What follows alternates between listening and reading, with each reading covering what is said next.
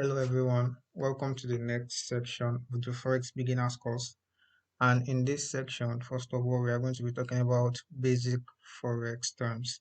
Like I said earlier, in any industry or whatever you are doing, you need to make sure that your foundation and your understanding of the basics is very, very solid. This is going to help you on your journey to whatever you are doing. It is the same in the Forex industries. You need to know the basics and understand the foundation deeply because that is what you are going to be building every other thing on. So let's continue. So the first thing on the basic forex terms is long. When they say long, it means to buy. The second thing is short. So when they say short, it means to sell. So what we are saying here is when you are longing a pair, maybe let's say EUR USD for example, or USD JPY or BTC USD, when you are longing it, it means you are buying that pair. And when you are shorting it, it means you want to sell that pair. And to buttress the point, when you are buying, it means you expect price to go from a lower place to a higher place. And when you are shorting, it means you are expecting price to go from a higher place to a lower place. So the third one is bullish market. What does bullish market mean? It means a market that is going upward. The next one is bearish market. In a bearish market, it is the opposite of bullish market, which means it is a market that is going downward. So note, a currency pair that is bullish means a currency pair that is gaining strength, and a currency pair that is bearish means a currency pair that is weak. Let's take DXY for example. It is the currency index of dollar. So if dollar is bullish, it means dollar is gaining strength. It is very, very strong at that moment. And if the XY is bearish, it means it is weak at that moment. I hope you understand. So in a bullish market, it means a market that is going upward. It means you are going to be buying in the bullish market. I hope you get me, which means to long, as I've explained earlier. And in a bearish market, you are going to short, which means you are going to be selling in a bearish market. So the fifth one is bulls. The bulls are the buyers. They are referred to as the bulls. And the next one is the bears. You should know now. The bears are the sellers. So in a bullish market, it means it is the bulls that are pushing the market. So they are buying the market at that time. So the bears too, when your market is bearish, it means there are every presence of bears, people who are selling the markets at that particular time. The next one, ranging. What does ranging mean? What does a ranging market mean? A market is said to be ranging if it doesn't have a particular specific direction. It is neither moving upward nor downward. This means the market at that particular time is not bullish nor bearish. It means it is not buying and it is not selling. It is just moving sideways. So when this is happening, it means the market is ranging. Trending. A market is said to be trending if it is either moving upward or downward. So this is like the opposite of ranging. If the market is not ranging, then it is trending. So in this trending, that is where we have bullish or bearish. So when the market is moving upward, it is bullish. When it is moving downward, it is bearish. So it means it is trending, either trending upward or trending downward. But when it is not trending neither upward nor downward, then it is ranging. It means it doesn't have a particular direction. It is just moving sideways. Bias. What is bias? This refers to a trader's forecast of where price is likely headed to. When you analyze the market, you are going to have what we call a bias. It means you are going to have a place you predict the market to head towards. It is either you have a bullish bias, which means you expect the market to move upward from a lower place to a higher place, or you have a bearish bias, which means you expect the market to move from a higher place to a lower place. It means you expect the market to sell. So bullish bias means you expect the market to buy. A bearish bias means you expect the market to sell. I hope you are getting it now. Then what is NFP? NFP is an acronym for non-farm payroll. It is a very important news event in the US, which we will explain in details in the consequent chapters. So you are going to understand NFPs later. It is just a news event in the US. So pips. What are pips? A pip is the smallest unit in which a currency pair can change. It is standardized unit and the amount by which a currency pair in foreign exchange market can change. Currencies are gauged in pips, trade orders are placed in pips, profits are calculated in pips, but can be calculated in percentage too. I'll be explaining that later, how you can calculate in percentage, but mostly your peers they move in pips. So when a pair move, then you can say it's move in pips. It is the smallest unit by which a currency pair can change. So practically everything we do in Forex involve pips because when they move, then they move in pips. And that is what we do in Forex. We expect price to move. Then it is like the sell of Forex. Like I've said earlier, it is one of the most important part of Forex. You are going to be understanding them as we progress. So let's go to pips calculation. How do we calculate pips in Forex? We already said that pips is one of the most important things you need to know in Forex. So it is only wise for you to know how to calculate pips. Pips is the smallest unit in which a currency pair can change. It is a standardized unit and the amount by which a currency pair in foreign exchange market can change, like I've said earlier. So it is the smallest unit by which a currency pair can change. So let's go into how to calculate pips. For most currency pairs in Forex, we start calculating pips from the fourth decimal place. However, there are few exceptions like the JPY and gold. Yeah, gold and JPY pairs, they are not calculated from the fourth decimal place, but I'm going to be explaining everything in this section for you. So EUR/USD, for example, it is calculated from the fourth decimal place. The pips for EUR/USD is calculated from the fourth decimal place. So you can see after 1, there's a decimal point, then 0.611. You can ignore this 0 because it is called micro pips or pipette. So it is almost insignificant. It's mostly insignificant. We don't consider it. What we consider is the after the 1, the decimal point, then the 4 numbers after the decimal point. Those are what we consider in pips calculation. So from the EUR/USD in the previous slide, 1.0611, take note of it. So you start calculating pips from the fourth decimal digits where there which is 1. If you go back, you can see 1 is the fourth decimal place, 0 is the first, 6 the second, 1 is the third, then the second one is the fourth is in the fourth decimal place.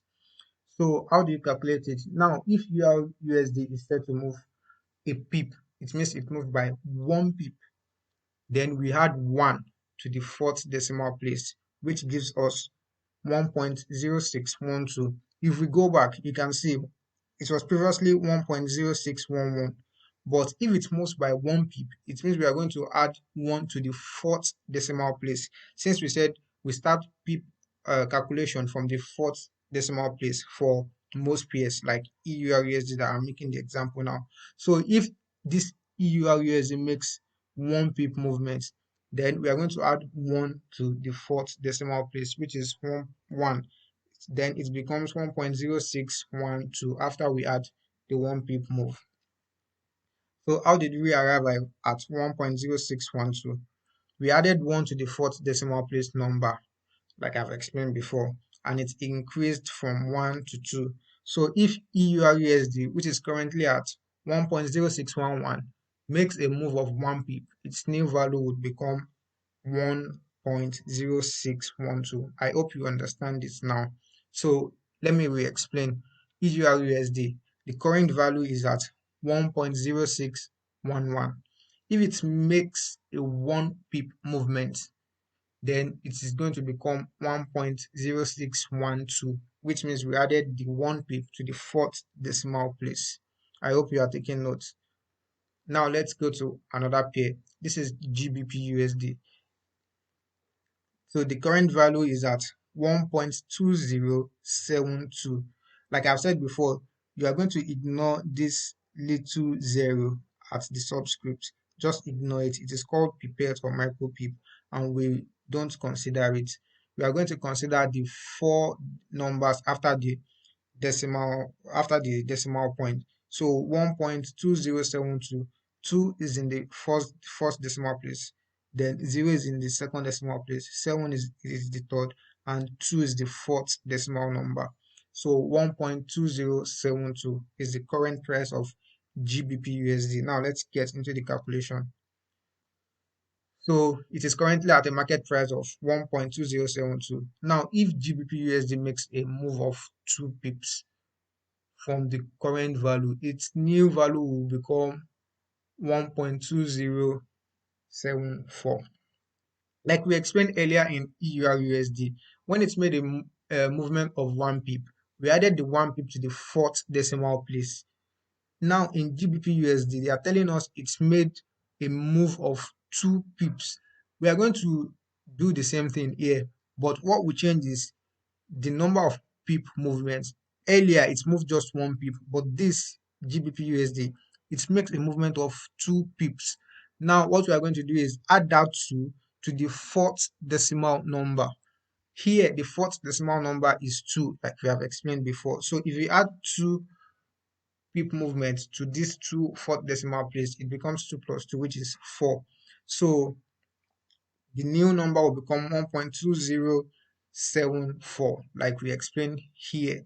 So how did we get this 1.2074? We added 2 to the fourth decimal place number, which is 2, and it's increased from 2 to 4, which makes it 1.2074. I hope you get it now. This is very, very simple if you are following me. Let me re-explain this also. We explained earlier that EUR/USD make a movement of 1 pip, and we added the 1 pip to the fourth decimal place. Now, this is GBP/USD. It makes a movement of 2 pips.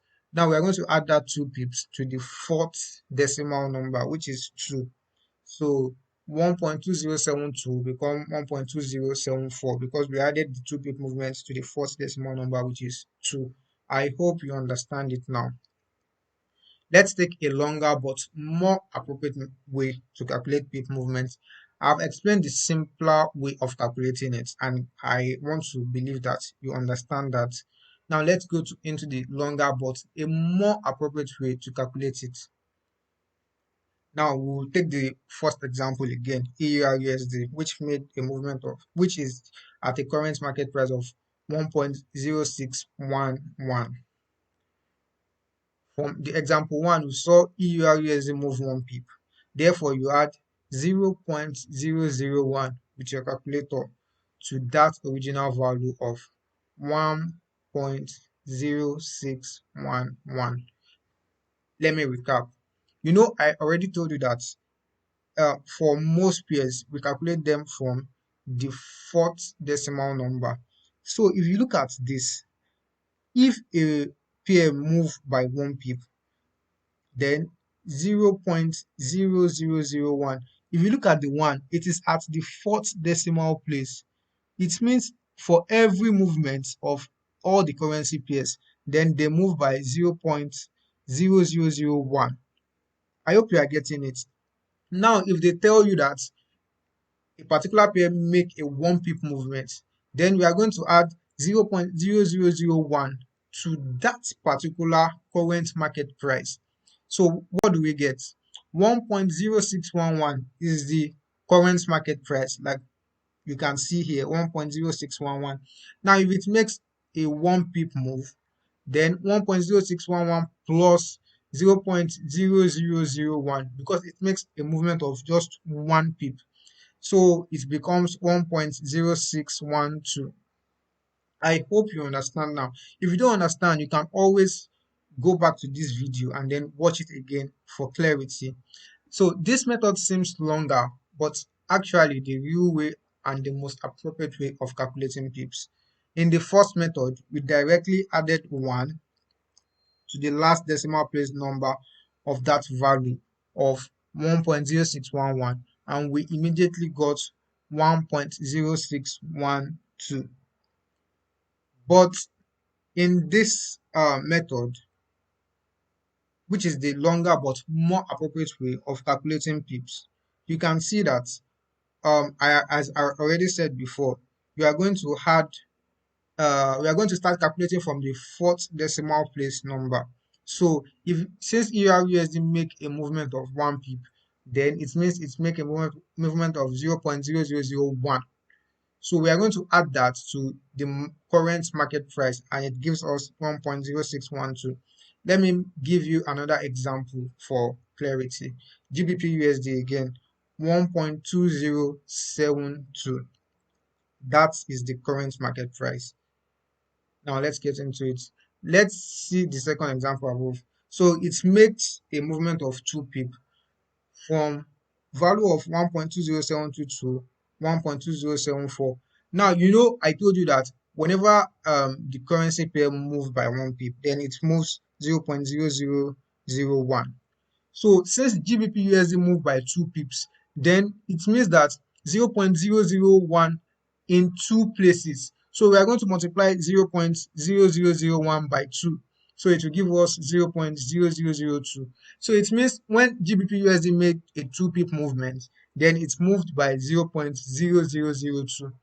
And I already explained how we got 0.002. So 0.0001, which is the standard movement, multiplied by the number of times GBP USD moved, which is 2. So we got 0.002. So we then add this 0.002 to the original value of 1.2072. Then we would arrive at 1.2074. I hope you understand it now. Like I've said earlier, if you don't understand it, then you can always go back and rewatch this video for clarity. Let me explain again. GBP USD 1.2072 is the current market price.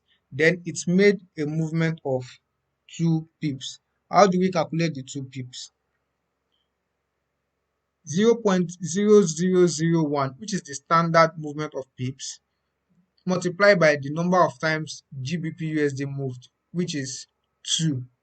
Then it gives us 0.002. Then we add that to the original value, then it gives us 1.2074. If we go back to the first example too, 1.0611 is the current market price, and it's made a movement of 1 pip. So we can say 0.0001 times 1, which is also number of times EURUSD move, it will still give us the same 0.0001.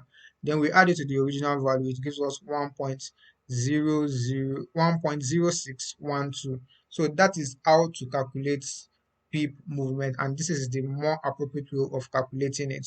So I don't want this to be longer than it already is. So I'll be going to the next section now, which is the pip calculation for JPYPS and gold. So I'll be doing that in the next section. So thank you.